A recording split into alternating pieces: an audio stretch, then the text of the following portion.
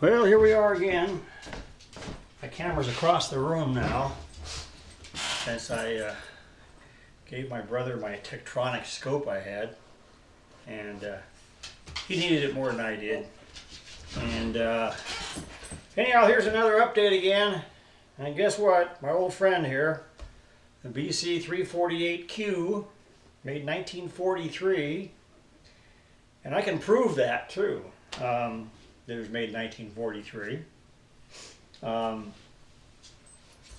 Number one, I got the cabinet here. I'll show you. Let's see.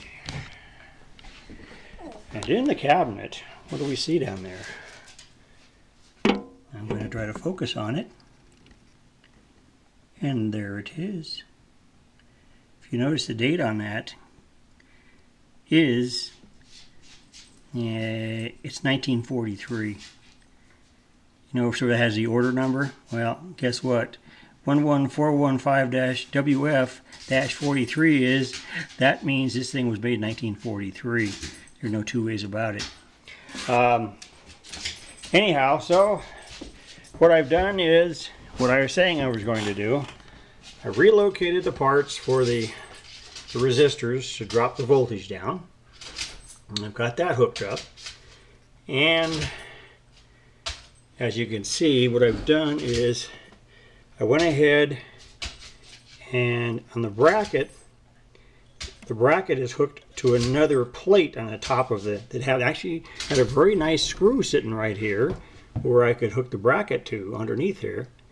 And what I did is I put a lug on the end of the resistor that was on ground before. So now that lug is hooked to this bracket, which is actually grounded. So that's going to be the ground, and it also helped hold it in position because it's solid as a rock now.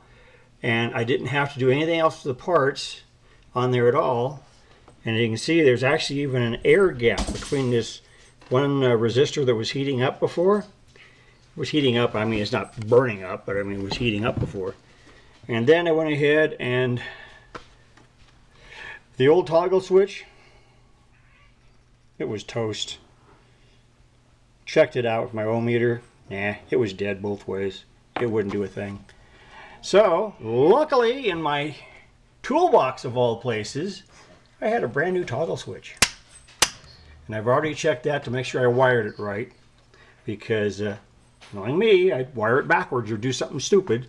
So, anyhow, what I did was I lifted off one side of the terminal going to the 117, and I just ran the switch from right there, the wires all the way back through here, and it's hooked up now to the outlet. And so it goes through the switch first, and so it opens and closes the circuit that way. So it works fine. Not going to be any problems there. The only thing I haven't done is I have to make the board up for the S meter, the meter that I redid up there. And then the case, it's got a couple places where I'm going to have to go ahead and paint it probably and patch it up a little bit. But other than that, we're just about ready to go again and test this thing out. But I think I'll save that for another video because it's getting late in the day here and I don't want to get started on something. And I think I'm probably going to do some work on the S meter circuit anyway before I do that. But it looks like everything's going to work fine and it tests out okay. I mean, I've put power to it and make sure I didn't have any flashovers anywhere or something stupid I did here and shorted anything out. But nope, everything's fine. Everything's insulated the way it's supposed to be. Nothing's touching anywhere, and the groundwork. So, yeah, I think we're going to be okay here. So we're not too far away from closing this thing up, and we'll have to fire it up again. So, anyhow, that's going to be it for today. And Chubby is scratching himself down here. What? What do you want? You want a woof? Oh, you want to get the last word in? Oh, I see. Well, don't you want to see little kitty? Kitty's right there.